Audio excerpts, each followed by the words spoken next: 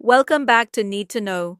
In our last episode, we covered the first 6 stages of bread making, from ingredient scaling to rounding. Now, it's time to shape, proof, bake, and store our bread to perfection. Let's get started. Seventh, benching, intermediate proofing. After rounding, we let the dough rest for 10 to 20 minutes. This relaxes the gluten, making shaping easier.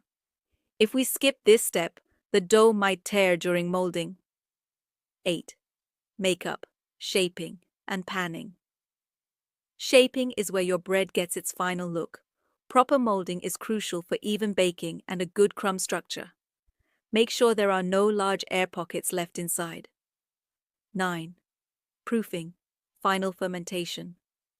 Proofing is the last fermentation stage before baking. It determines the final texture and volume of the bread. Signs of proper proofing. Dough doubles in size. A gentle press leaves a slight dent that springs back slowly. Overproofing equals collapsed bread. Underproofing equals dense texture and poor volume. 10. Baking. Baking is where all the hard work pays off. Key factors: oven spring, the final rise in the oven. Crust formation. Steam creates a crispy crust. Color development. Sugars caramelize for golden brown color. Each bread type requires different temperatures and baking times, so always check your recipe.